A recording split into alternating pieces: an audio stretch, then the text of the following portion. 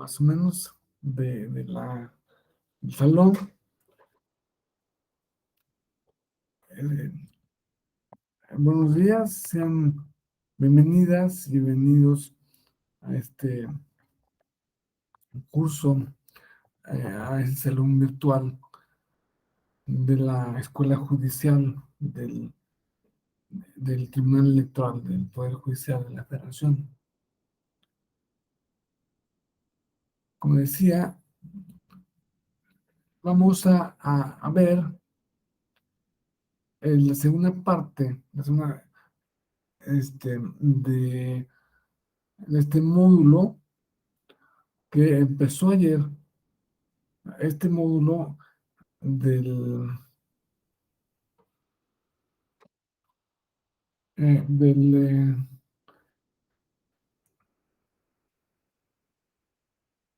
este, el diplomado en pensamiento crítico. Ayer vimos lo que se refería a la prueba tasada, lo dejemos eh, parte inconcluso, porque vimos una muy importante eh, introducción en lo que se refiere al tema de la verdad.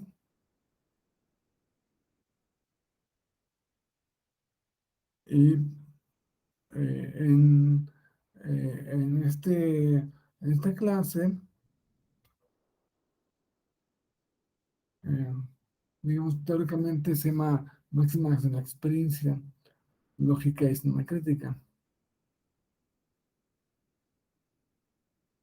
Y en teoría, pues o parecería que es un tema diferente, pero ya veremos que no.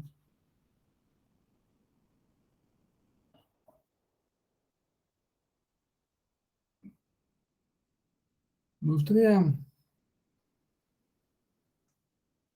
em, compartirles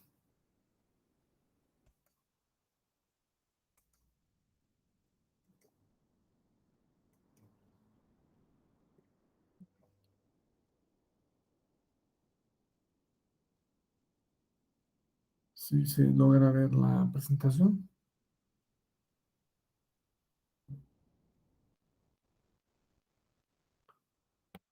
Bueno, antes de dar un comienzo de modo formal, me gustaría eh, recordarles que una de los puntos más importantes de los lineamientos es que tienen que tener sus cámaras prendidas. Se entiende que pues, hay muchos motivos técnicos que hacen imposible tener la cámara prendida a la vez que el audio. Solamente usted diría que quien sea que tenga esa problemática lo pueda informar. Este, si lo si lo informa por chat, se entiende, eh, se entiende perfectamente la, la, la problemática. O sea, así que espero que eh, las que puedan y los que puedan tener sus cámaras prendidas, que las prendan.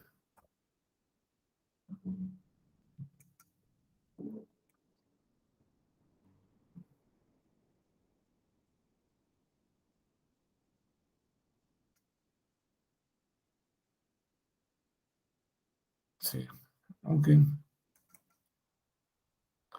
Eh, en efecto, Yareli, la cuestión es que hay eh, hay muchas razones que está mal el internet, que no es suficiente, que no da, que no sirve, así que este, eh, lo que se les pediría únicamente es que lo informen a través del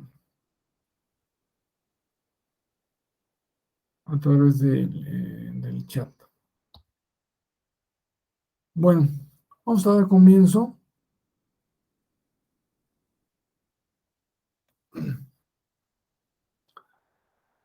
Para esto tenemos que hacer una distinción entre dos conceptos que se aplican a las pruebas. Uno es interpretar y otro es valorar.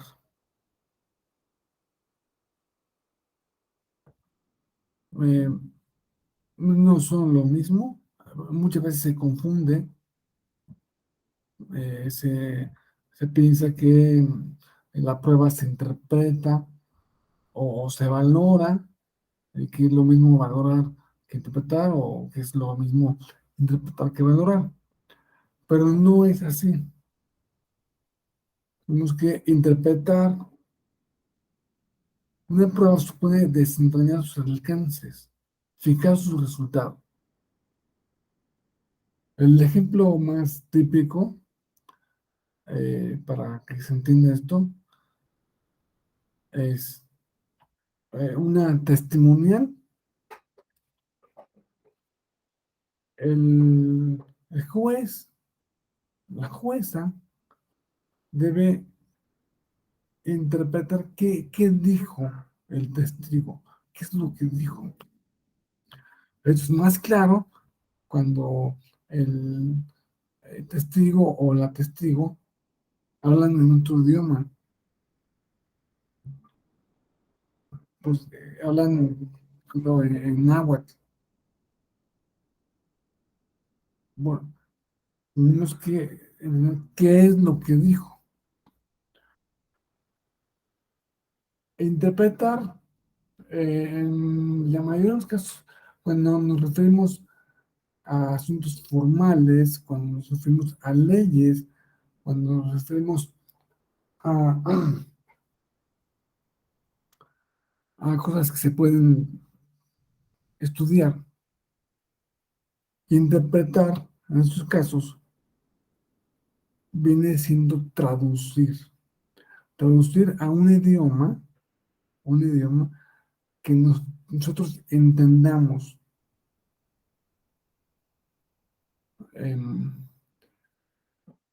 Esta traducción puede ser de nuestro idioma a nuestro idioma, pero esta traducción eh, ah, también tiene un peligro, un asegún, porque cuando decidimos, cuando se decide que acabamos de interpretar, acabamos de traducir. Lo que decía un filósofo importante, Wittgenstein, es que te puedes ir al infinito. Por ejemplo, cuando dices, interpretar una prueba supone desentrañar sus alcances. Oye, ¿y qué es prueba? Ah, prueba significa eh, conjunto de objetos o eh, eh, que dan crédito a una afirmación. Oye, ¿qué significa afirmación? Ah, afirmación significa eh, eh, ah, dar algo, bueno, aplicar. un concepto a otro concepto. Oye, ¿qué es concepto? Y así te puedes ir al infinito. Por lo que dice este filósofo, que tienes que llegar, tienes que poner un fin. Ese fin va a ser el lenguaje común. El lenguaje común, lo, lo que para nosotros es el lenguaje natural, eso es, eso es la última parte de, ah, ya llegamos, la tradujimos a un lenguaje natural. Lo que quiso decir el testigo es que había, eh, había llaves, había unas llaves del coche dentro de la casa, pero estaban escondidas en un cajón. Eso es lo que quiso decir. No, no, no, lo que quiso decir es que no había llaves en la casa, pero que había un cajón y que a través de puede ser que haya algún problema de la interpretación. Entonces, esa se convertiría en una eh, sublitis del, de, de- de- en un procedimiento jurisdiccional.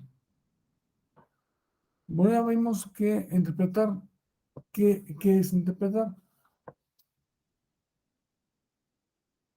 y nos podemos dar cuenta de que al interpretar no estamos valorando, porque valorar significa otorgar una credibilidad. Significa, este testimonio sí es muy creíble por, por tal razón. Para valorar, tiene que atender a un sistema de valoración, que es el sistema tasado o libre, según lo que sea en la legislación particular. Eh, la prueba tasada o legal es, háganse cuenta que si lo pusiéramos, si hacíamos un símil en obra de arte, en cuadros,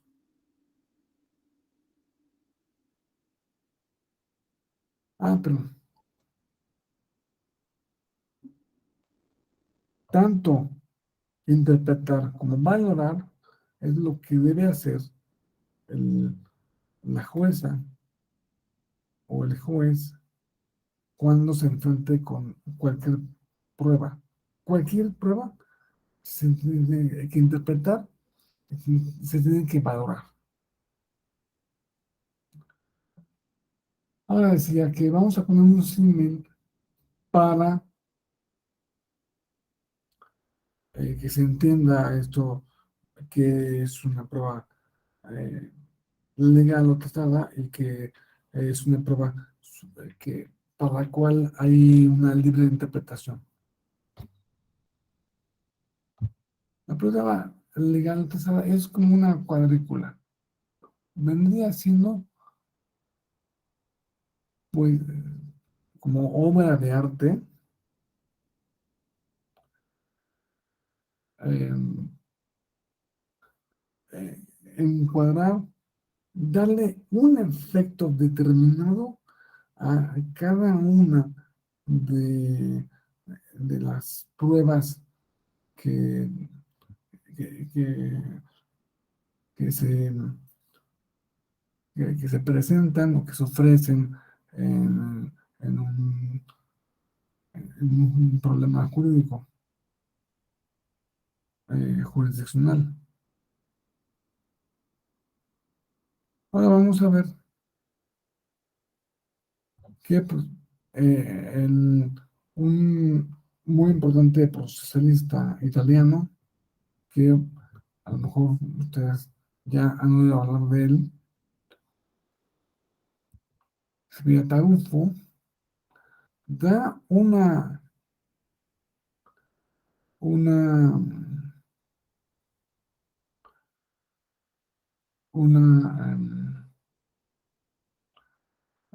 una definición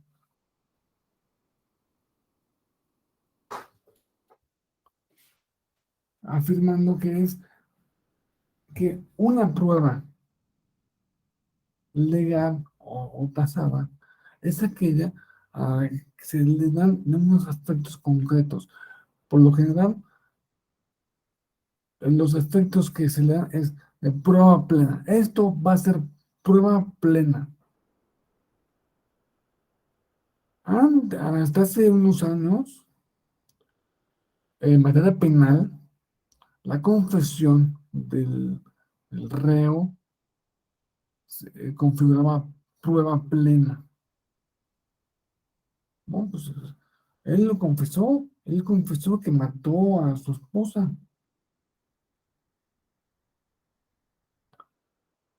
Ahora, en derecho penal eh, ya no se toma en cuenta, ya no se le da ese valor a la confesión. Sí tiene algún valor, pero no un valor tan eh, definitivo. Tienen que concurrir otros elementos de prueba para decidir si metemos a la cárcel o no a este individuo por haber matado a su esposa, por haber sido el autor del asesinato de su esposa.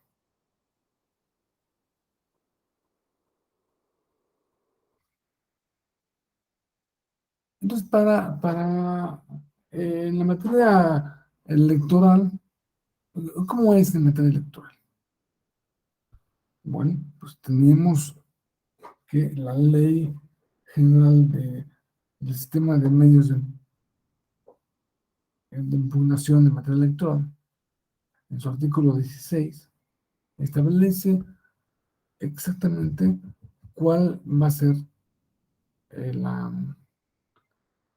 eh, cuál va a ser la técnica o el modo en que se aplique, aunque los órganos jurisdiccionales de materia electoral tengan que valorar las pruebas que se le presenten.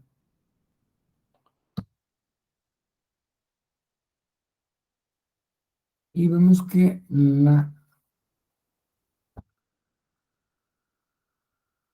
eh, la, la regla general es la libre valoración.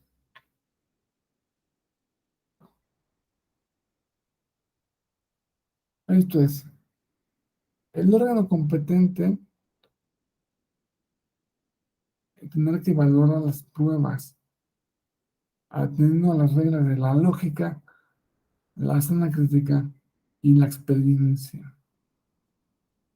Pero, a ver, lo que dice al final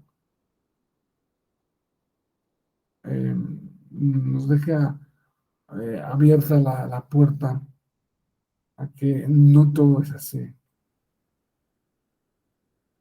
La experiencia, tomando en cuenta las disposiciones especiales señaladas en este capítulo.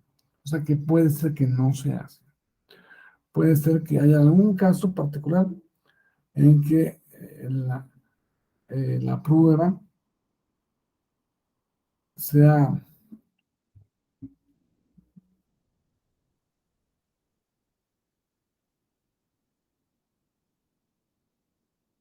sea tasada.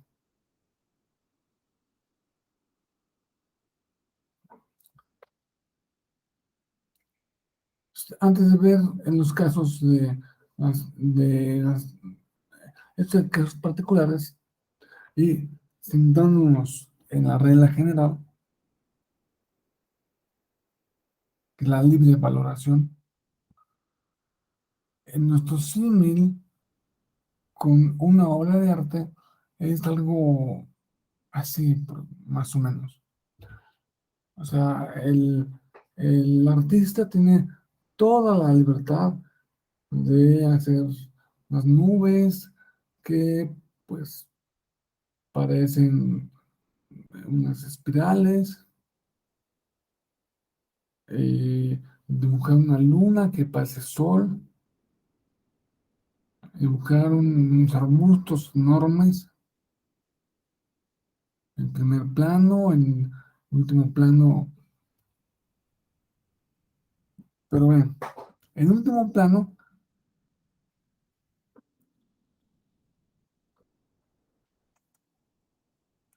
podemos distinguir un polito con sus casetas. Esas casitas tienen entradas cuadradas, tienen ventanas cuadradas, tienen formas geométricas. Es decir, dentro de la libertad, dentro de lo que hace el, el artista, convive la libre valoración con algunas pruebas que sí, que sí son valoradas de modo estricto. Este, Tarufo también nos establece que la libre valoración presupone la ausencia de aquellas reglas, la ausencia de reglas que predeterminan el valor de la prueba. Esta prueba no te voy a decir cuánto vale. Tú lo calificas. Implica que la eficacia de cada prueba para determinar un caso sea distinta. Puede ser que en una prueba particular, eh, en, en, en un asunto específico haga prueba plena, en el asunto de al lado sea algo, no tenga ningún sentido.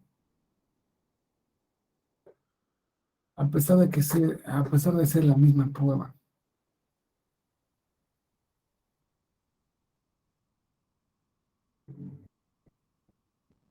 porque se le da al juez,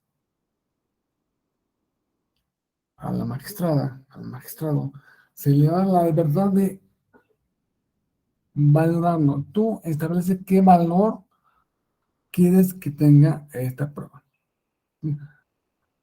Y vamos a ver un poco después qué significa darle valor. Pero este valor, tú se lo vas a dar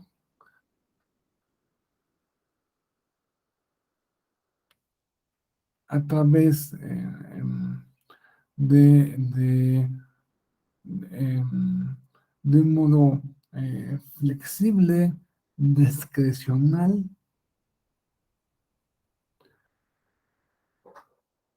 pero siempre basado esencialmente en la razón. Cuando habla de las reglas de la lógica y el artículo que acabamos de leer, sí nos remite a las leyes de la lógica. La lógica es el pensamiento correcto Son las reglas del pensamiento correcto, adecuado. Por lo tanto, se les da a la libertad, al juzgador, a la juzgadora,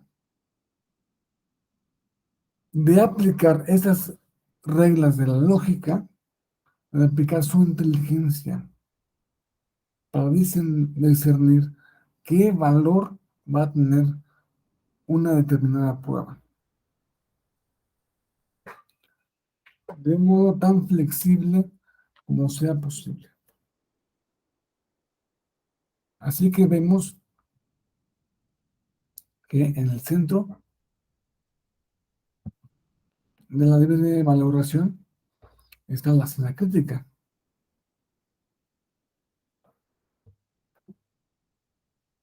Ayer veíamos el tema de la verdad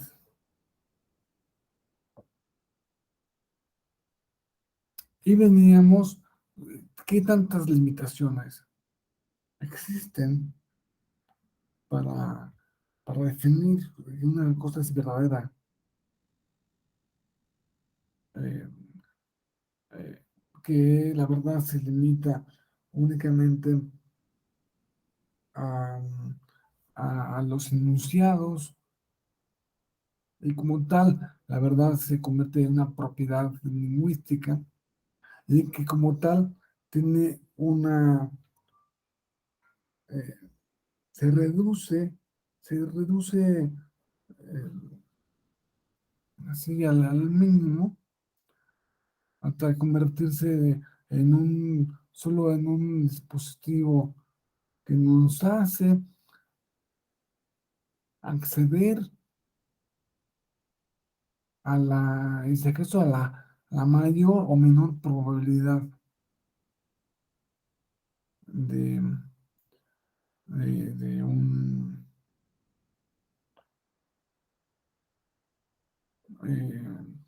mayor o menor probabilidad de la ocurrencia de algo en el mundo externo.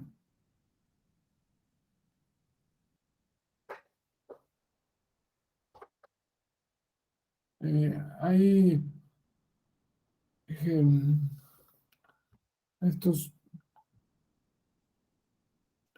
Tarufo también se refiere a, a que la valoración como ausencia de reglas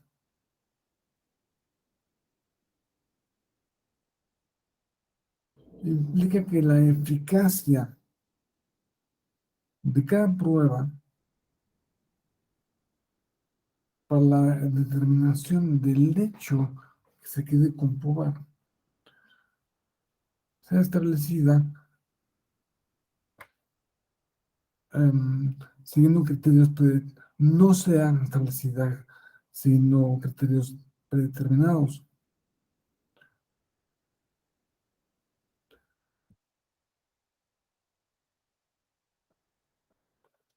sino eh, en, mi- en, mm, o sea, la discrecionalidad a la que accede el órgano jurisdiccional no es una discrecionalidad de que yo puedo hacer lo que se me pegue la gana. Es una discrecionalidad de yo puedo aplicar mi inteligencia para, eh, eh, para resolver, para evaluar un determinado asunto. Porque se entiende, al principio del siglo XIX, a finales del XVIII y principios del XIX, con la codificación, los codificadores, los, los, las autoridades, los juristas que diseñaron, que codificaron la ley, pensaban que en el código se contendrían todas y cada una de las posibles realidades, eventos que ocurren en la realidad. En ese sentido, se entiende que lo que se dice que el juez es boca de la ley, porque no tiene que hacer nada, sino que nada más leer la ley, porque en el código están contenidos todas y cada una de las probabilidades, de los eventos posibles. O sea que todo lo que pasa en el mundo ya está previsto en el código. Y pues eso, esta creencia se extendió a, eh, a otras ramas del derecho y actualmente es lo que se conoce como paleopositivismo, porque se reconoce que es imposible que una ley, por extensa que sea, agrupe o contemple todas las posibilidades, todos los eventos posibles. Siempre habrá algún evento que no esté previsto en esa ley. Entonces, para ello, tienes que darle no solo la voz, tienes que hacer que el juez no sea solo la voz de la ley, sino que el juez entienda qué quiso decir la ley. ¿Se acuerdan que en la definición de verdad, según Taskin, es una definición semántica, definición de verdad? Una, la verdad no es únicamente lo que diga la, un predicado, sino que es lo que quiso decir el predicado en ese momento. Bueno, en ese momento, en esas circunstancias. Bueno, tenemos que entrenar a alguien para que evalúe las circunstancias determinadas que da cada caso, cada momento, y permitirle a a esa persona revestirla de suficiente autoridad como para decir lo que no dice la ley expresamente, tú lo vas a decir,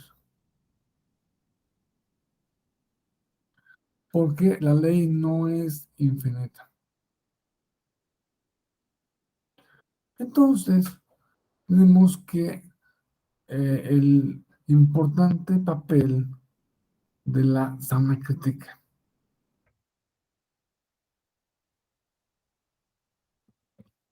La sana crítica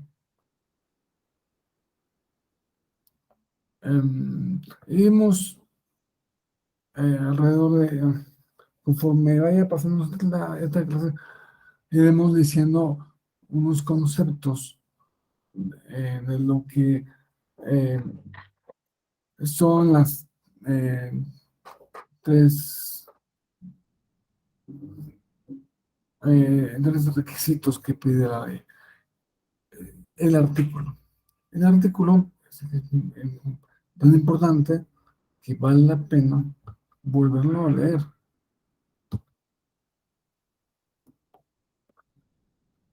Los medios de prueba sean valorados por el órgano competente para resolver, atendiendo a las reglas de la lógica, la sana crítica y de la experiencia, tomando en cuenta las exposiciones especiales señaladas en el capítulo.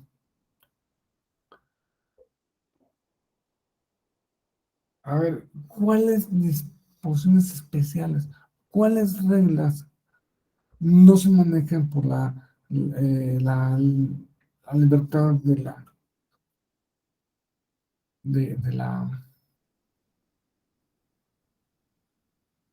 la valoración?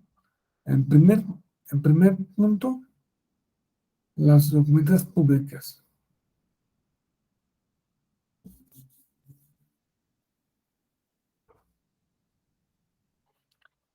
Las documentales públicas dan prueba plena, salvo prueba en contrario respecto a su autenticidad de la veracidad de los hechos a los que se refieren.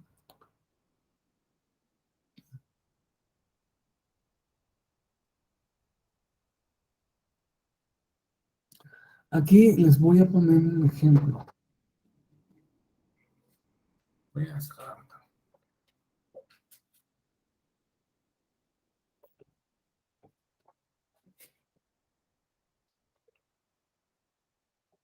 Esto fue muy notable en un asunto que llevó eh, el señor Jaime Bonilla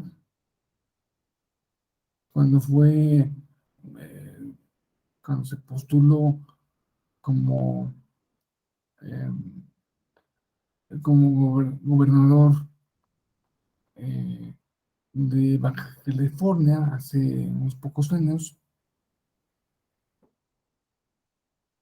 donde era el PRD, decía que era inelegible por la simple razón de que no era mexicano.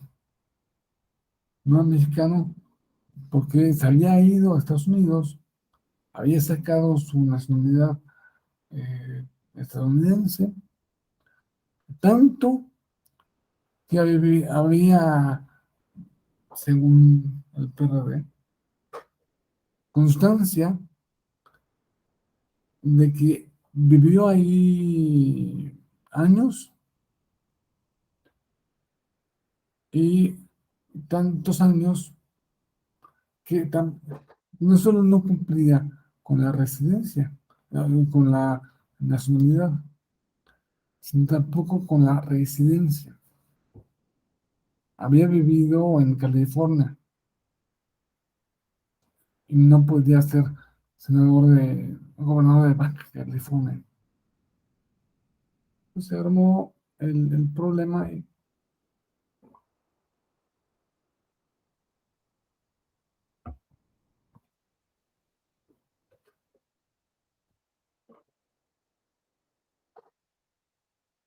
¿Y qué pasó?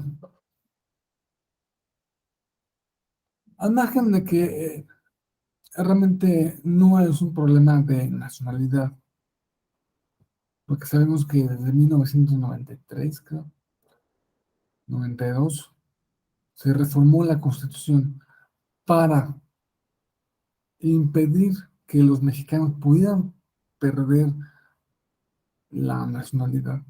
O sea, si ustedes son mexicanos por nacimiento, hagan lo que hagan, no pueden perder su nacionalidad. Solo la pueden perder si fueran mexicanos por naturalización.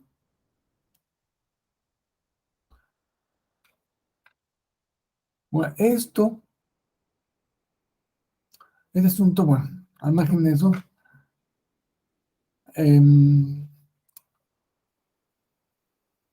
eh, presentó Jaime Bonilla una documental, un testimonio, un documento firmado por alguien una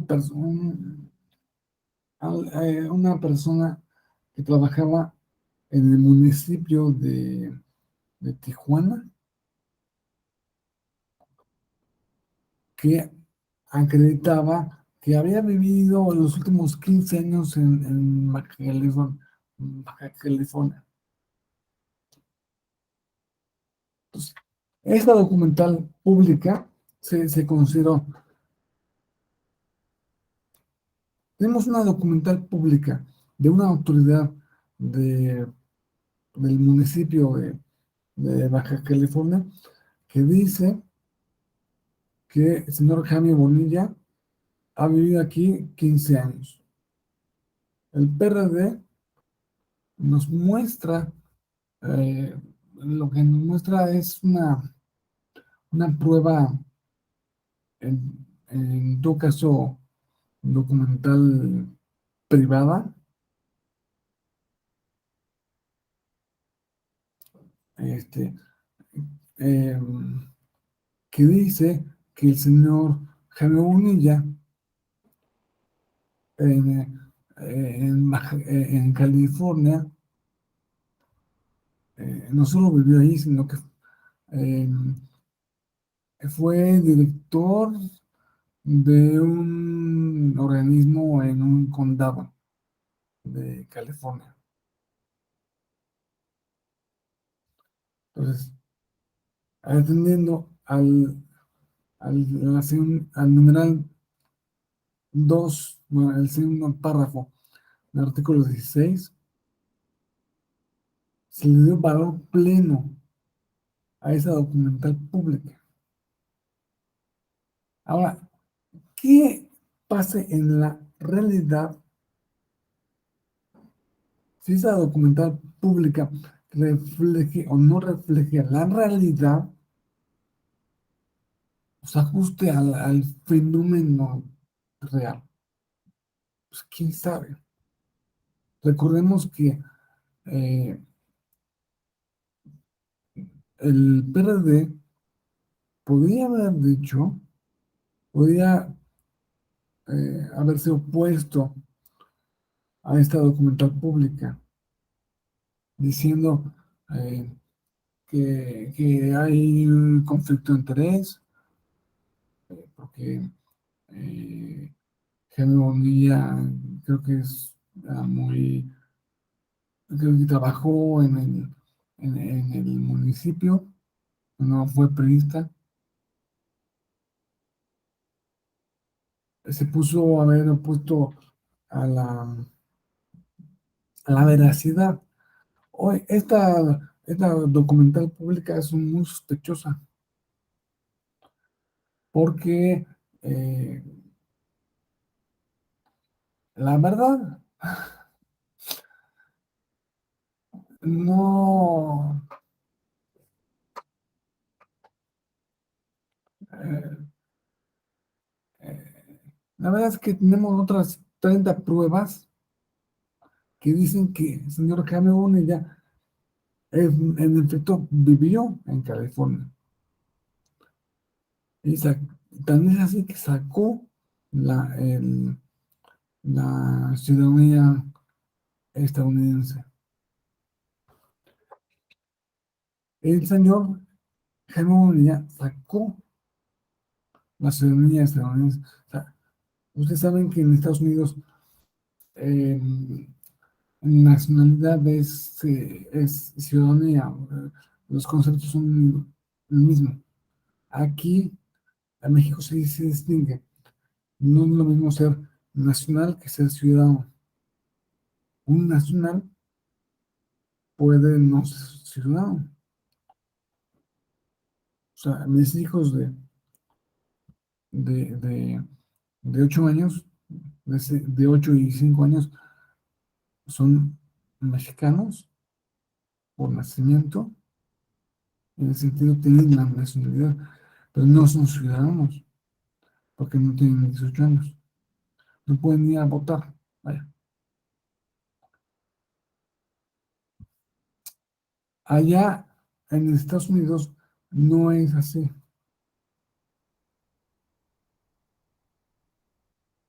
Eh, la palabra eh, nacionalidad. Para ellos es un término más sociológico. Es como si aquí dijéramos mexicanidad. No tienes, por nacer en México no es mexicanidad, ¿no? Mexicanidad es pues, que te guste los tacos, la comida mexicana y que te guste, pero no que tengas un documento. Bueno, el señor Jaime Bonilla vivió en California, sacó su ciudadanía de algún modo, o sea, no sé de qué modo fue. Entonces, él tenía doble nacionalidad. Eso es lo que no supo enfocar en su momento el PRD. El problema no era de la nacionalidad, sino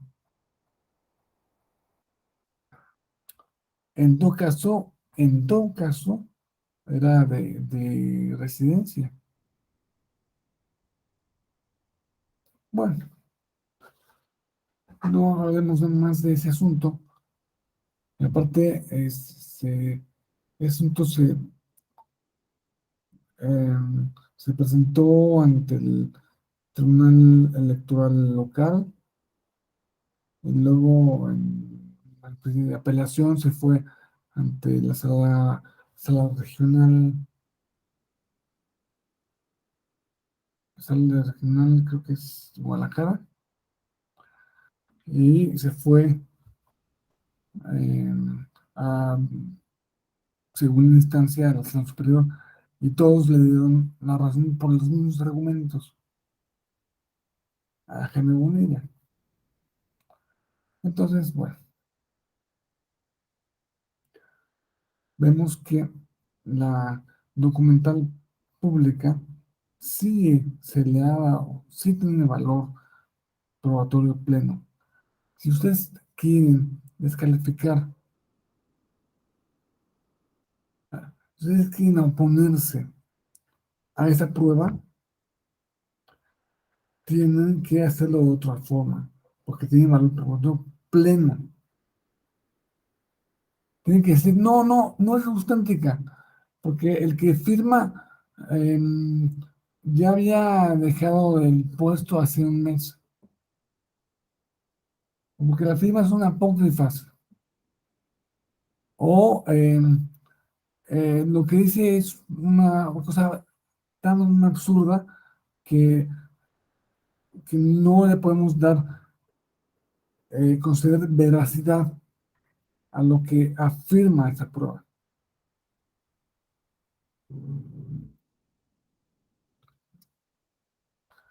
Mientras, esas son las documentaciones públicas. Las privadas, en el párrafo 3 se unen con las técnicas presuncionales, la instrumental de actuaciones, la confesional y la testimonial, y los reconocimientos o expresiones judiciales, las periciales, o sea, todas las demás,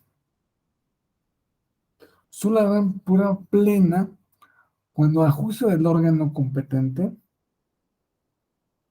los demás elementos que obren en el expediente, las afirmaciones de las partes, la verdad conocida y el recto raciocinio de la realidad que guardan entre sí, generan la convicción sobre la veracidad de los hechos afirmados.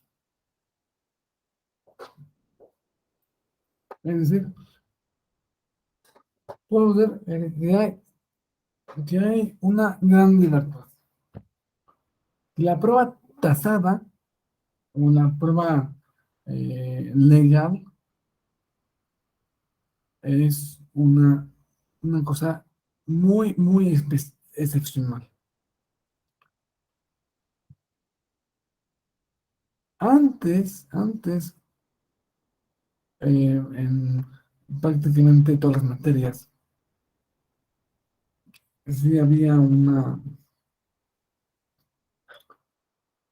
eh, una gradación en las pruebas.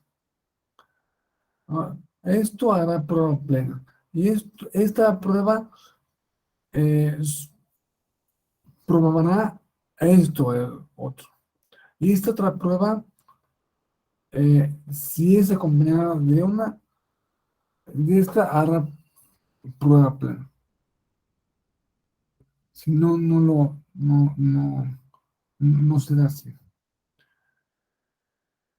Pero, pues, la evolución de la materia procesal, repito, en todas las ramas del derecho, nos lleva a darle ha llevado a otorgar una gran libertad a la juzgadora, al juzgador, respecto al valor que le da a algún elemento, a los elementos que obran en el expediente.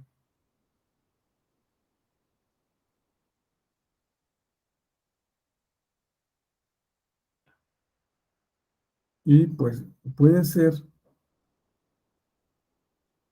también, puede ser también que eh, en el expediente haya alguna prueba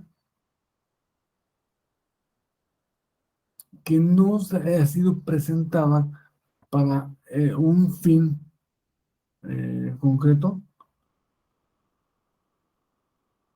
sino para el efecto contrario.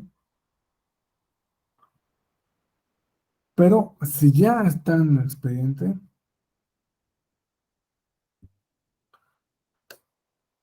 hay un principio que dice que todo lo que está en el expediente puede ser usado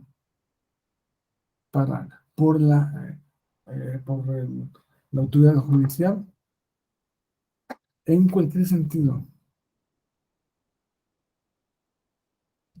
A lo mejor yo presenté este testimonial para que se reconociera que yo no soy, pero,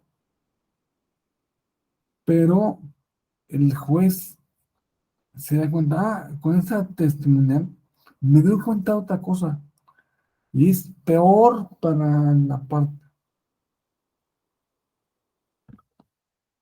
Mira, hay que tener cuidado con qué sea lo que se presente, porque el, lo que la verdad legal es aquello que está, o sea, es el relato, la verdad legal es el relato que va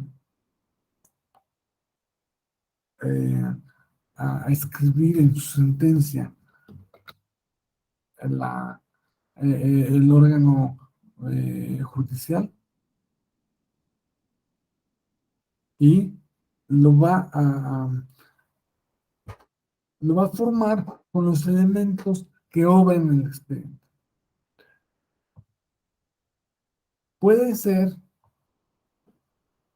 también al revés,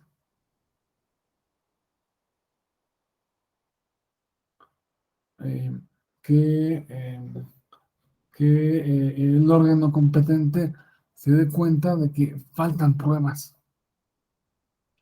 Lo más común es eso, ¿no? Que falten pruebas. Bueno, pues si faltan pruebas y es un juicio de, dependiendo si es de estricto derecho o si no es de estricto derecho. Si faltan pruebas y no las presenta la parte,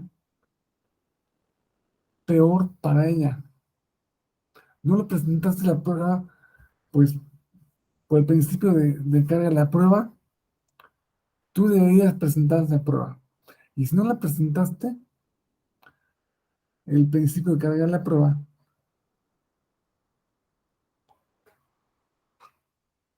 dice que tienes que asumir el riesgo de no presentarla. Y asumir el riesgo de no presentarla es que la otra parte te pueda negar el- una cierta, un cierto valor en una cierta afirmación. Si no está probada y la otra parte dice, no, no es cierto, no estuvo probada tu afirmación. Hay que tener cuidado en qué es lo que está en el expediente. Pero podemos ver, regresando a nuestro tema, que se le da mucha libertad a- al órgano para resolver, que se le da, se instruye. Oye, tú, con la lógica, con todos esos parámetros que yo te di, debes resolver. Y así se están poniendo énfasis en la libertad y en la racionalidad de la jueza o de la magistrada o del juez. Magistrada. Se está creyendo, está pasando, es que tú eres racional. Yo asumo que tú eres racional, que eres inteligente, por tanto, te voy a dar la oportunidad de decir esta, esta, esta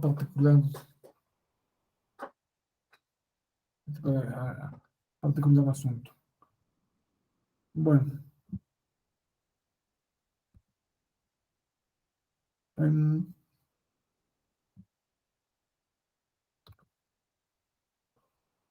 es decir,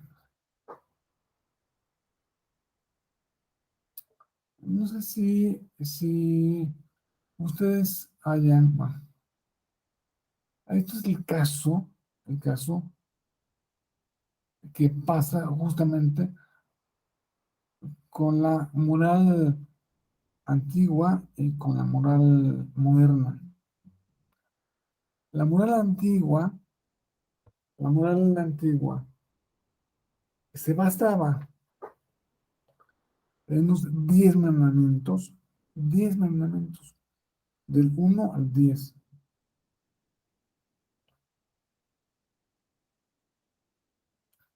Tú debes, tú debes cumplir 10 cosas.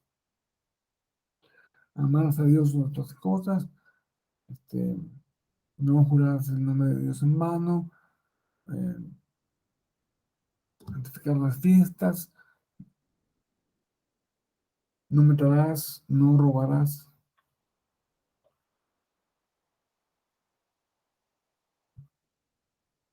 ¿Qué pasa con que eso es algo, bueno, tengo, tengo un conjunto limitado de prohibiciones o de obligaciones que llevaron a cabo? Es muy fácil, ¿no? Pero ya se dieron cuenta desde la Edad Media de que no eran tan así, porque, porque, o sea, yo sí puedo, el, el, el mandamiento dice no matarás. Yo no maté, solo lo desfiguré, solo lo torturé.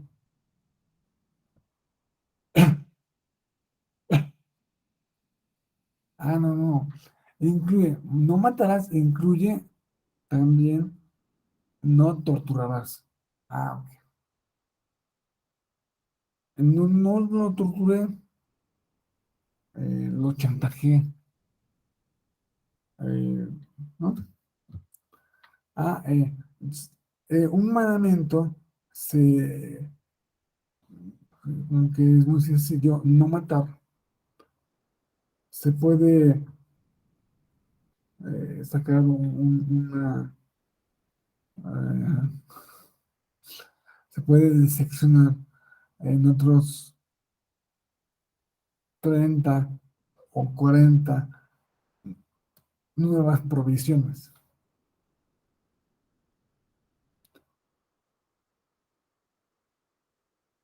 Entonces, em,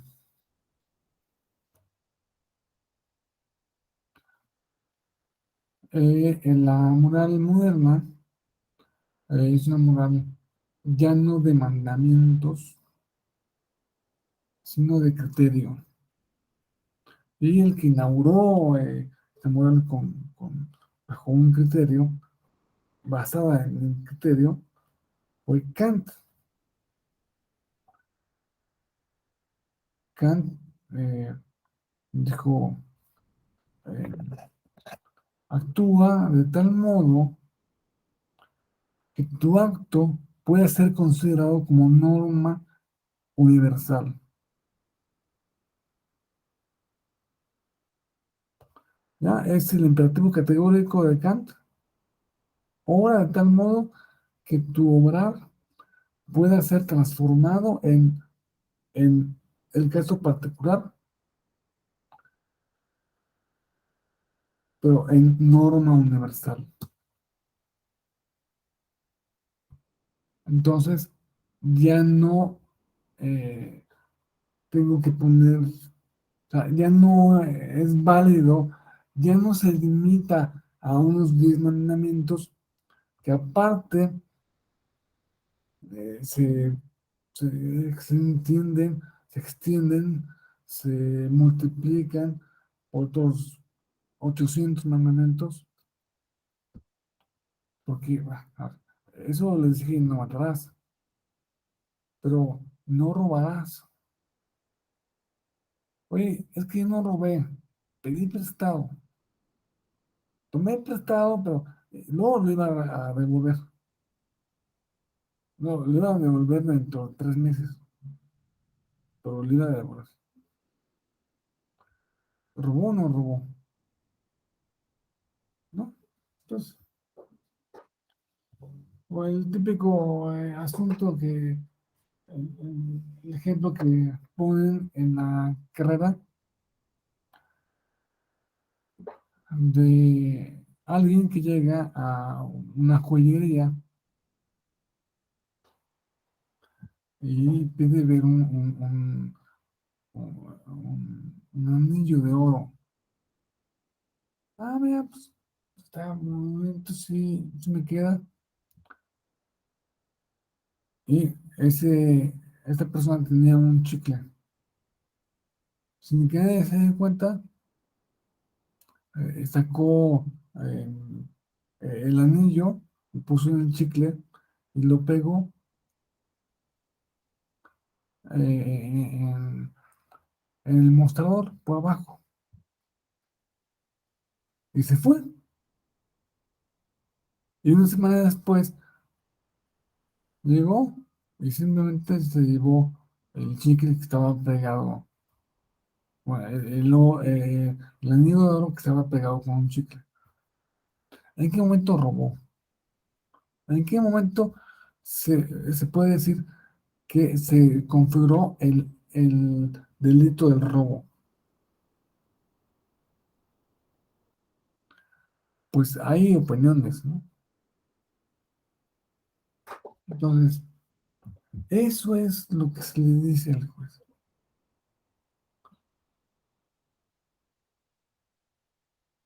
Tú, siempre la realidad te va a poner en un punto en que va a ser, oh, es por la derecha o por la izquierda. Mm, ¿Quién sabe? Pero yo, como soy racional, como tengo lógica,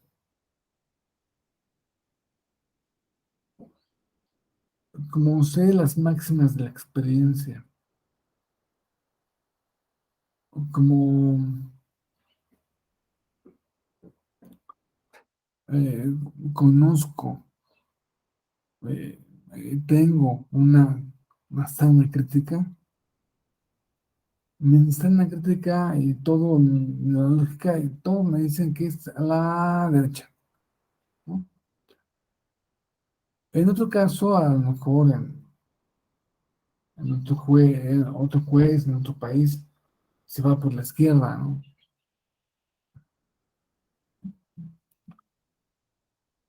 Pero aquí debemos ver que esta libertad de configuración del razonamiento,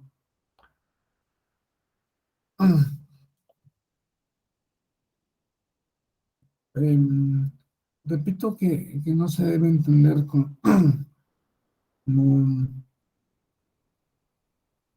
algo totalmente arbitrario, sino que el órgano se debe comportar conforme a principios o pautas del correcto enjuiciamiento. em, eh, Acciones o conductas y hechos de relevancia procesal. Y nos tiene que depurar a través de la sana experiencia, las máximas de la experiencia. Las máximas de la experiencia, ahora lo vamos a ver. Bueno, lo vamos a ver de una vez. Máximas de la experiencia son aquellas cosas que todo el mundo sabe, que todo el mundo sabe y que no hay que insistir, que no hay que repetir, no hay que probar, porque todo el mundo sabe. El ejemplo eh, mm, más claro es que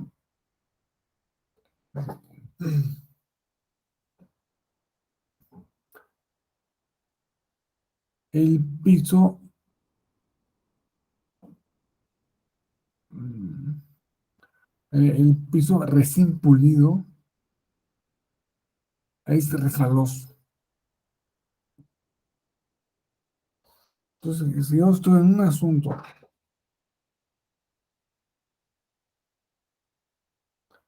donde fui a un Walmart a comprar algo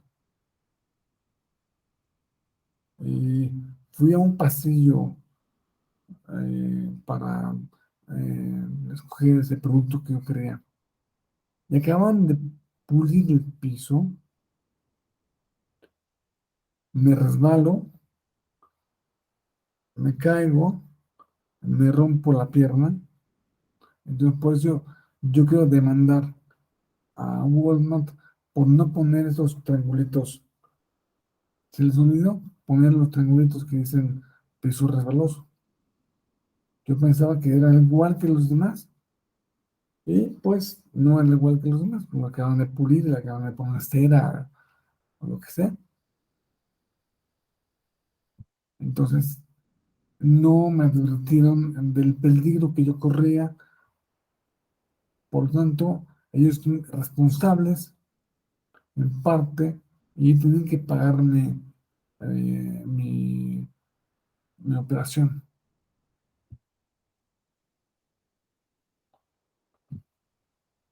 ¿Qué tengo que probar yo ahí? En ese caso particular,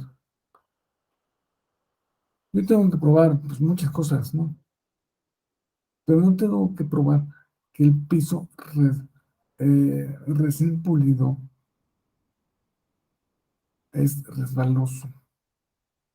No tengo que traer un peritaje que acredite que los pisos recién pulidos son resbalosos.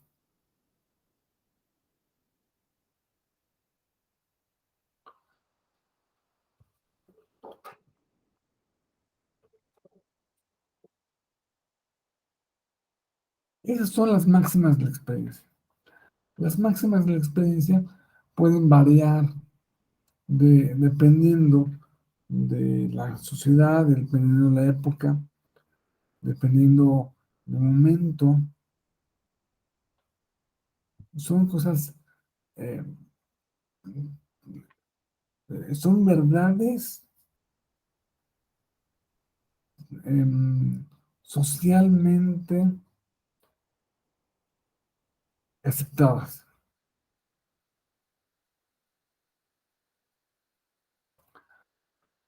Y esto se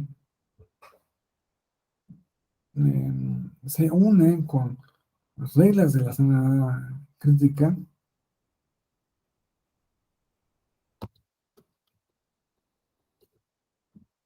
las cuales, las, a ver, la sana crítica es una manera de pensar.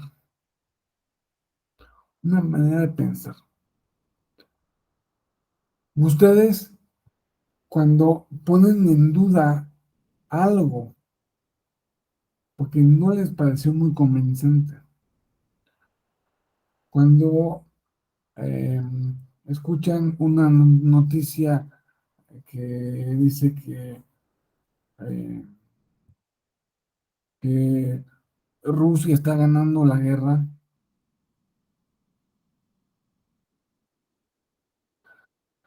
y la oyen de algún medio, a un periódico ruso,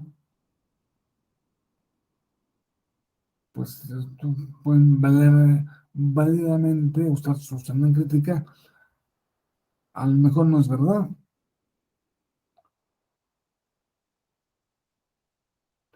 a lo mejor no es verdad. Bueno, o a lo mejor sí es verdad, quién sabe.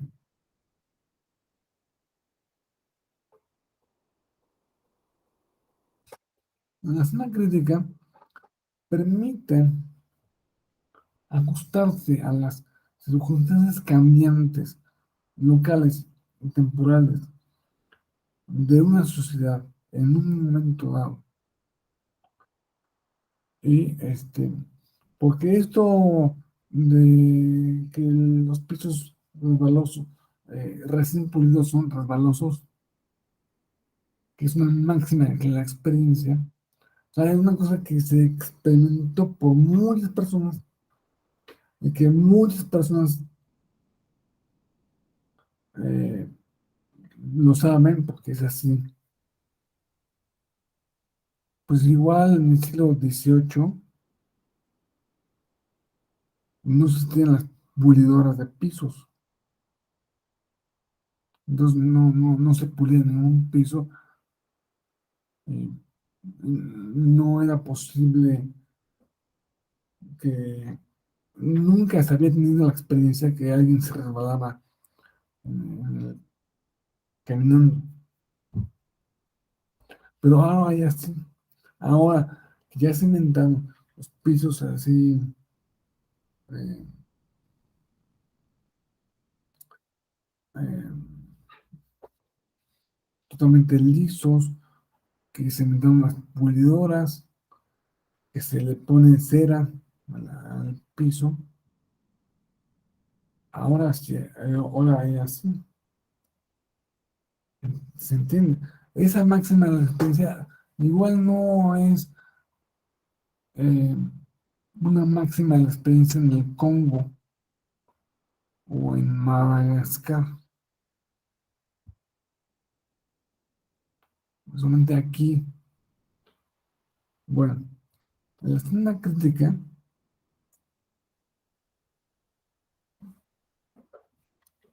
permite usar,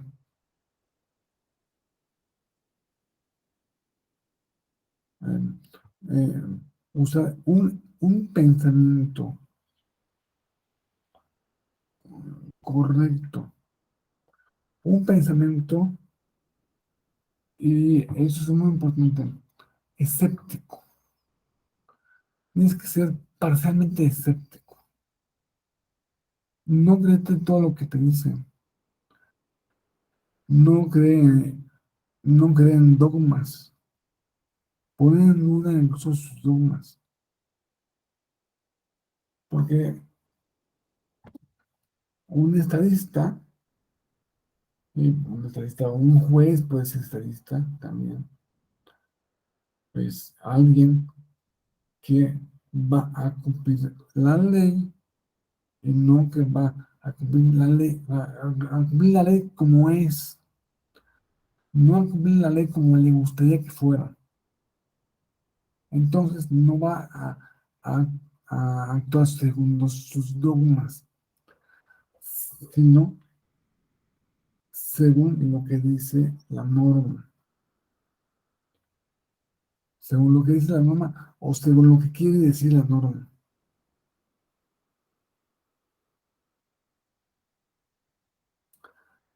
La expresión de la sana crítica fue una frase, es una frase castiza, muy española, este, que se inventó por primera vez em, en los códigos civiles del siglo XIX. Sabemos que el primer código civil es francés, de 1805. El español em, fue posterior y eh, más adelante, en 1885, se promulgó la ley, la ley de enjuiciamiento civil española.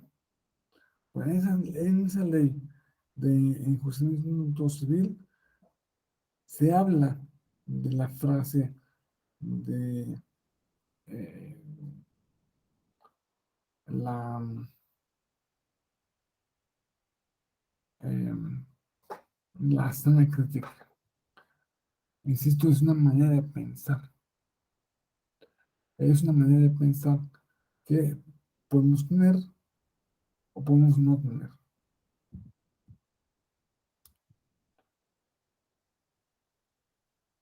Como sistema de valoración de las pruebas,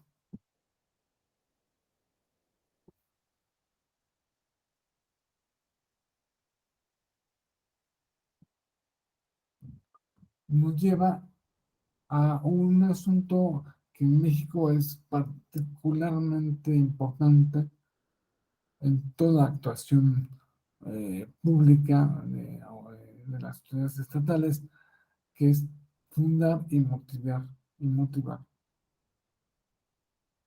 Es decir, una sana crítica nos lleva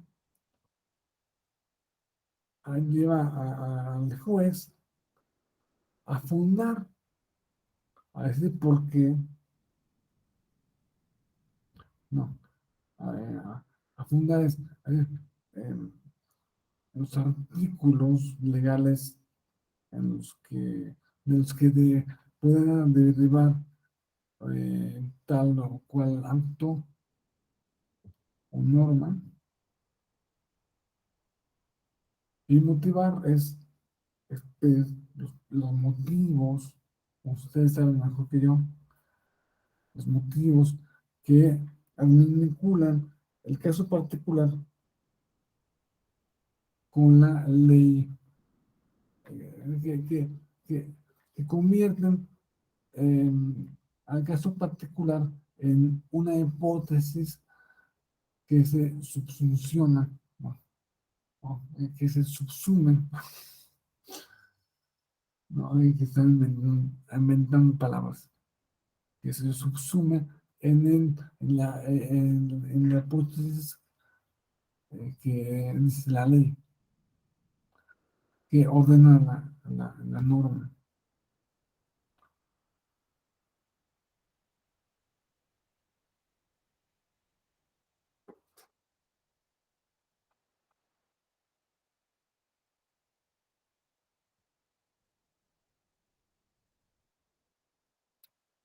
Esto es, se permite que el eh, juez haga lo que quiera, siempre y cuando lo motive, siempre y cuando lo fundamente, entendiendo que el juez es lo suficientemente inteligente como para hacer eso.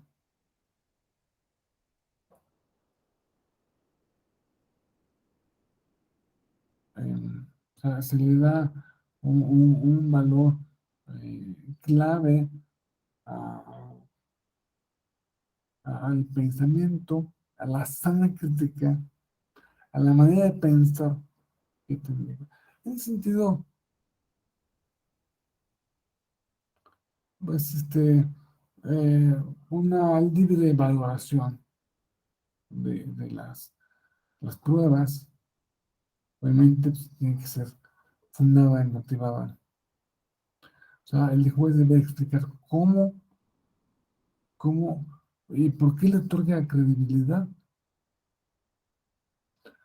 En el caso que les hablé de Jaime Bonilla,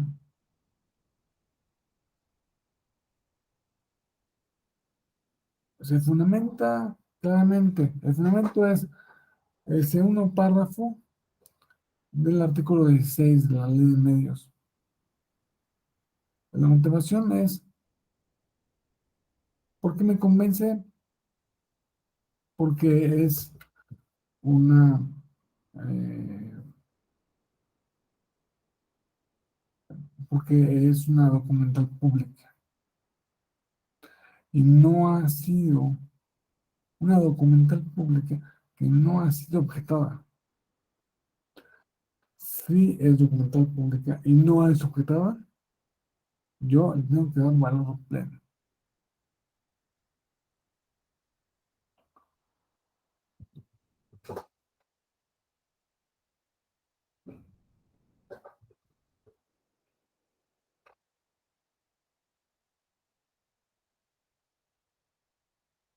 Mm,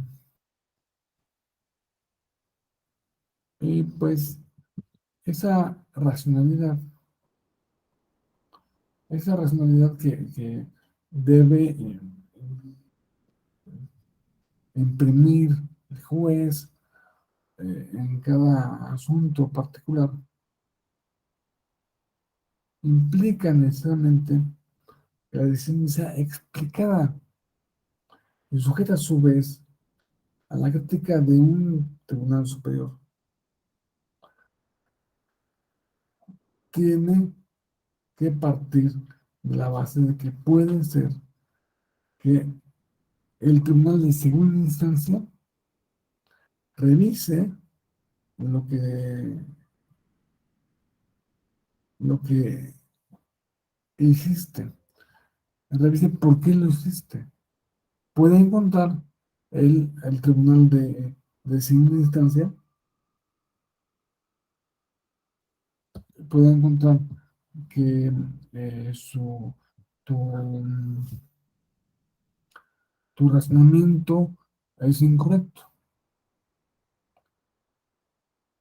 Tu razonamiento, tu, tu razonamiento judicial fue incorrecto y por lo tanto hay que corregirlo.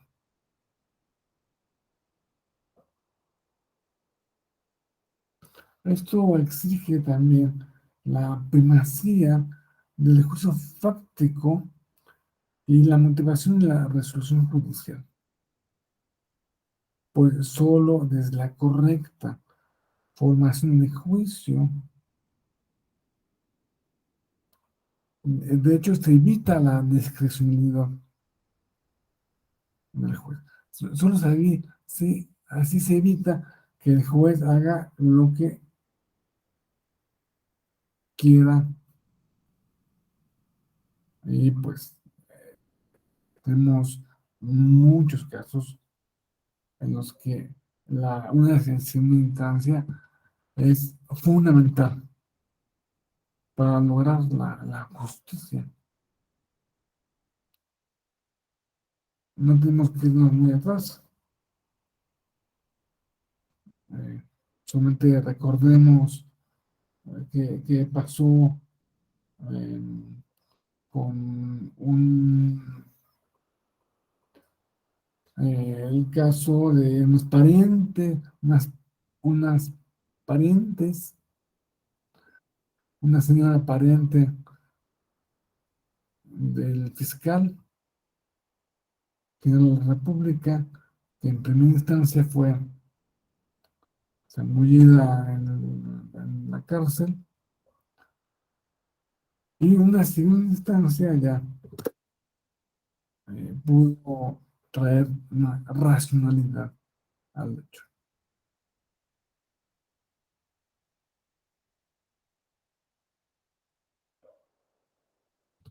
La sana crítica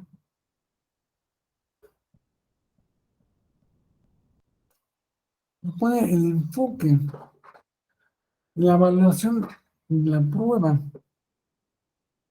desde la perspectiva de los medios y no de los resultados. Es decir, el acierto y la pervivencia de la expresión de la sana crítica consiste en haber desplazado la noción probatoria de la perspectiva del resultado de cada medio, de cada medio de prueba,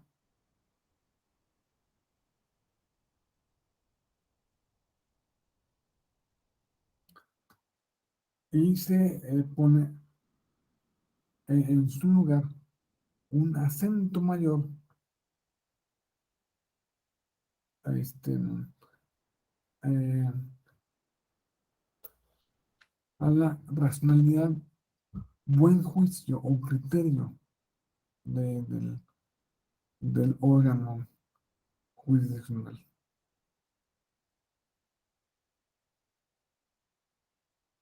Tenemos una definición de un eh, socialista español también famoso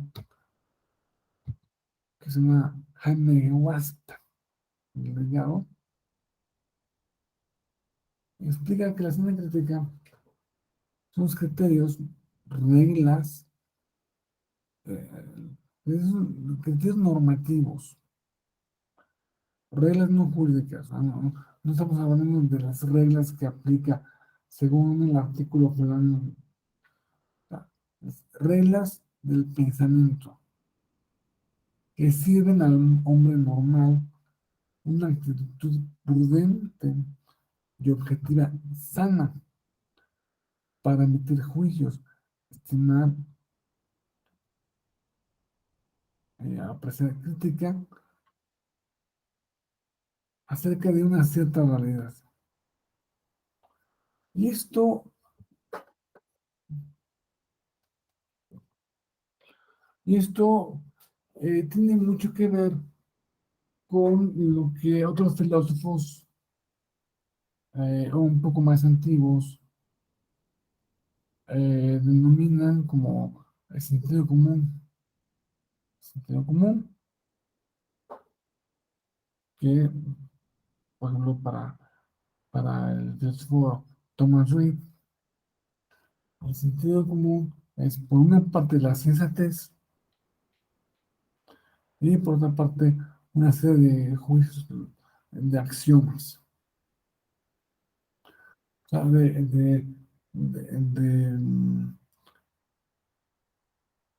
ah, una serie, perdón,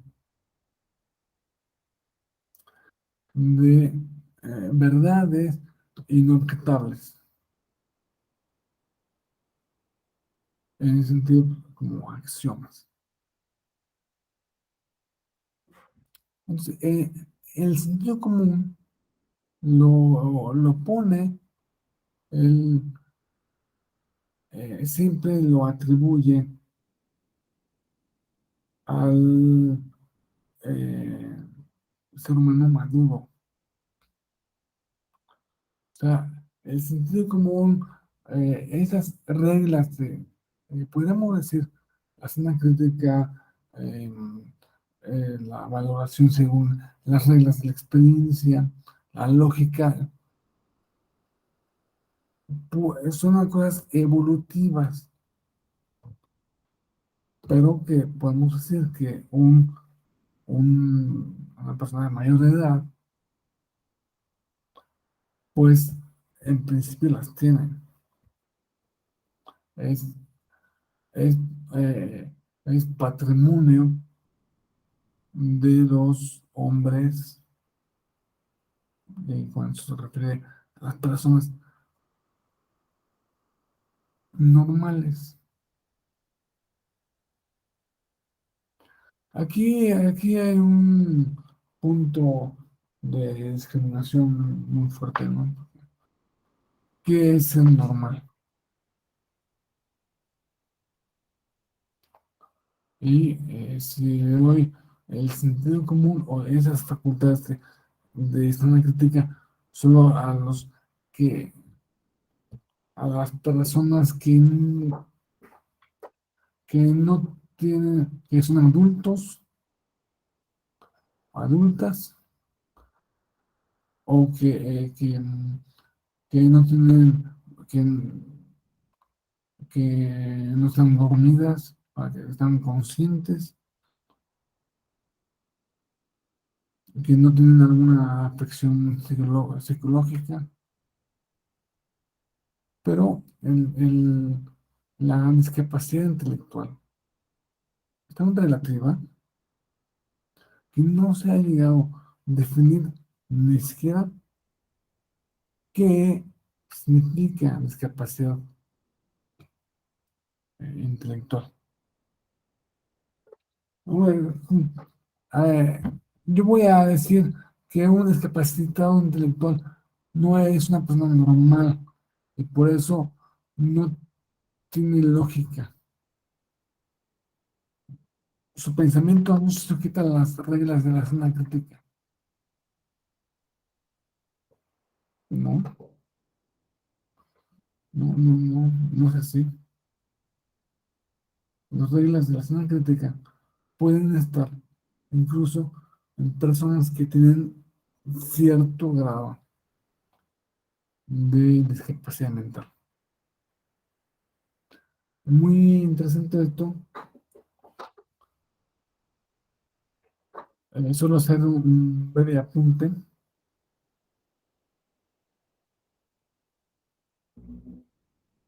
Em, Vivimos en un mundo de binarios. En este mundo de binarios son opuestos, izquierda, derecha, oscuro, iluminado, em,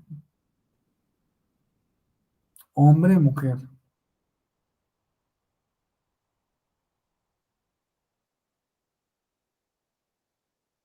Y si ustedes se van a la definición de lo que es una enfermedad,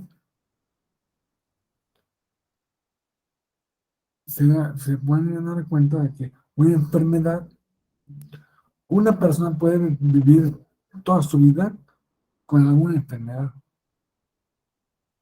Entonces, enfermedad no es opuesto a vida, ¿no? Puedo yo vivir 50 años con una enfermedad, pues no es opuesto a vida. A lo mejor es opuesto a la salud, pero tampoco es, porque salud, o sea, si yo puedo vivir 50 años con una enfermedad, significa que tengo salud de otras partes de mi cuerpo. Entonces, salud no es contraria a enfermedad. Salud no es contraria a vida. No, salud no es lo mismo que vida. Todo eso se los digo para que apreciemos, nos demos cuenta de que en muchos casos tenemos que afinar mucho, mucho, mucho el perfil para saber si una prueba,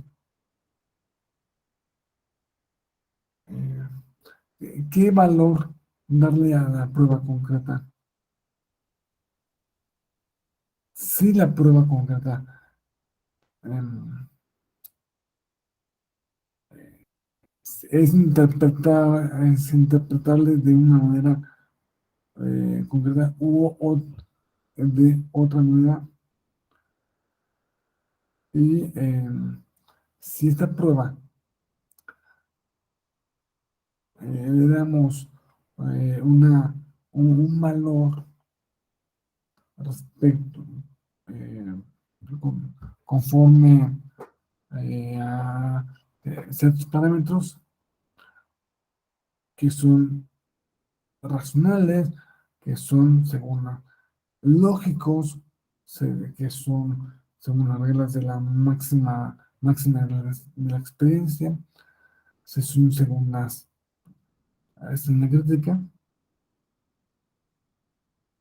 o no, o en qué caso, y eso es un elemento que constituye una parte importantísima del quehacer judicial. Judici- eh, es una de las más importantes cuestiones que pueda llevar, de que pueda ocuparse un tribunal. Y pues, llegado a esto, agradezco su atención, su participación, y me gustaría abrir el espacio para preguntas y respuestas. Si ustedes, alguien de ustedes, tiene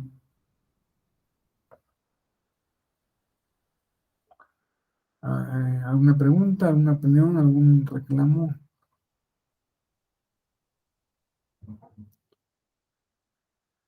am, sí, las reglas, la,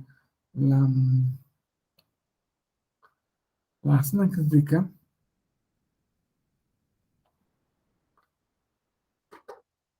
es la manera de pensar de un adulto.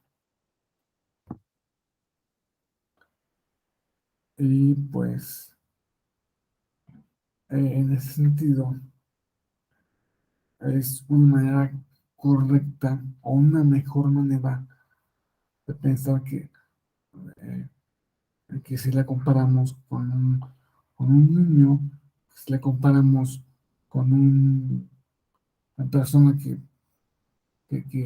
no tiene, que no está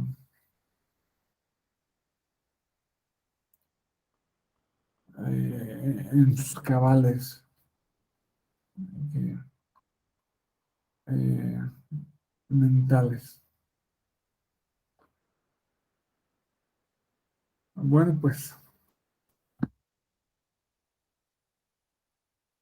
este, ustedes, les voy a preguntar, ustedes que trabajan en, en el INE o en algún órgano, instituto electoral, me gustaría que me compartieran, tribunal electoral, me gustaría que me compartieran, tú ya hablé, algún caso en que se pueda ilustrar, algún caso algún ejemplo que ilustre, repito, algunos de los elementos que hayamos visto en esta clase, que se les ocurra, que cuando tuvieron que decidir eh, hacer dictar un acuerdo para prohibir algo o para permitir algo.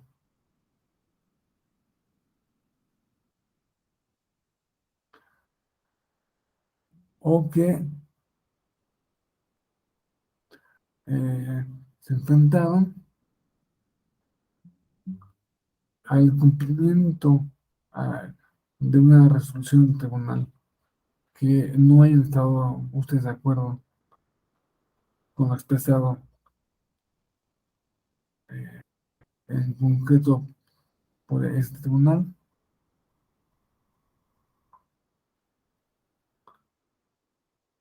que se hayan enfrentado con algo sobre la libre valoración de prueba. Bueno, muy bien. Pues en este caso, me gustaría despedirme. Me gustaría que nos encontramos en este o en cualquier otro eh, diplomado. Les dejo por si necesitan cualquier bibliografía.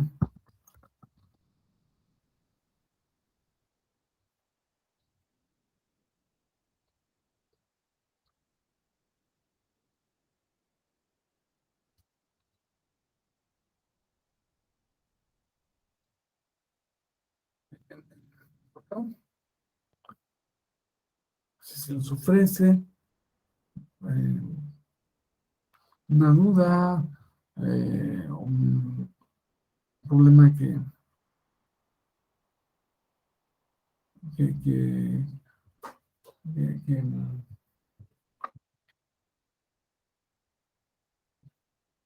Muchas gracias, doctor. que tengan ustedes a su mano. Entonces, pues, bueno, me despido y espero que nos veamos en este o en cualquier otro diplomado. Hasta luego, doctor. Muchas gracias. Hasta luego, muchas gracias, doctor. Gracias. Gracias.